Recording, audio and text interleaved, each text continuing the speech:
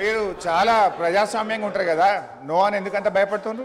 ఓపికగా ఉండండి, please wait. మీరు చాలా డెమోక్రటిక్ అని చెప్పుకున్నారు కదా ఇప్పటిదాకా. డెమోక్రసీ మాటల్లో కాదు చేతల్లో కనబడాలి. Please wait.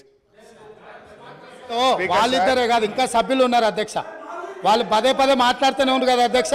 మిగతా వాళ్ళకు కూడా ఏం అవకాశం? పాపం ఫ్లోర్ లీడర్ ఇవ్వలేదు, ప్రసంగానికి కూడా ఇతరులకు ఇవ్వలేదు. అసలు కుటుంబ నేపథ్యం కలిగిన పార్టీ కాంగ్రెస్ పార్టీ. మీరు ఒకరి తర్వాత ఒకరిని పెట్టుకొని వచ్చి ఇవాళ మమ్మల్ని పట్టుకొని మేము ప్రజల నుంచి ప్రజాస్వామ్యంగా ఎన్నికై వచ్చినాం అధ్యక్ష. ఇవాళ మీరు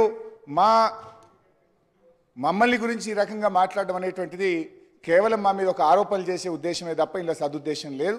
ముఖ్యంగా అధ్యక్ష, అసలు మీ చరిత్ర ఎవరికి తెలియదు?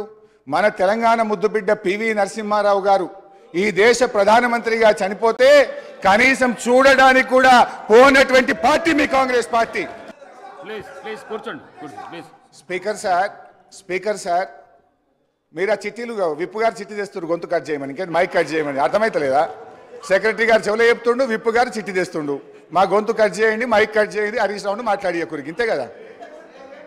ఇక ఇది మీ ప్రజాస్వామ్యం. మీ ప్రజాస్వామ్యం ఏ పాటలో అర్థమైతలేదా అని మా మీద స్లీపింగ్ రిమార్క్స్తో స్టార్ట్ చేసింది కనుక నేను కూడా అక్కడి నుంచే స్టార్ట్ అయింది అధ్యక్ష. దయచేసి ఒక 15 నిమిషాలు నా మైక్ కట్ చేయకండి. వారికి ఓపుకుంది. ముఖ్యమంత్రి గారు చాలా గొప్పగా చెప్పిండు, ఇది ప్రజాస్వామ్యము, ఎంతసేపు అన్న వాళ్ళు మాట్లాడని అన్నాడు, వాళ్ళని ఇక్కడి నుంచి పోనీ అన్నాడు. నేను కూడా ఆయన ఇక్కడి నుంచి పోనీ దలుచుకోలేదు. వాళ్ళు కూడా నా మాట వినాల్సిందే, వాళ్ళు కూడా ఇక్కడ కూర్చోవాల్సిందే. వాళ్ళ మాటల్లో నిజం ఉంటే, నిజాయితీ ఉంటే నా మైక్ కట్ చేయకుండా వినాలని కోరుతా ఉన్నా. మైక్ కట్ చేస్తే ప్రజలు గమనిస్తారు, వీళ్ళ అన్ని మాటలే వీళ్ళ చేతల్లో లేవు. నేతి బీరకాయలో నెయ్యి ఎంతుందో ఈ కాంగ్రెస్ పార్టీ పాలన మాటల్లో నిజమంతుందని ప్రజలు అనుకునే అవకాశం ఉంది.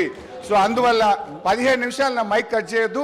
నా మాటలు వాళ్ళకి నిజాయితీ ఉంటే, వాళ్ళు చెప్పిన మాటలు నిజమైతే ఓపికగా వినమని చెప్పండి. మీరు సభను చర్చ దిక్కుపోయేటట్టు. ప్రధాన ప్రతిపక్షానికి గవర్నర్ ప్రసంగం మీద ఎప్పుడు ఇద్దరు సభ్యులకు అవకాశం ఇచ్చింది ఈ సభ యొక్క సాంప్రదాయం ఉంది.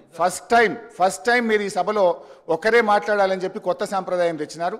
గతంలో ఎప్పుడైనా ప్రధాన ప్రతిపక్షం నుంచి 5 సభ్యులున్న కాంగ్రెస్ పార్టీకి కూడా ఇద్దరికి మాట్లాడే అవకాశం మేము ఇచ్చాం.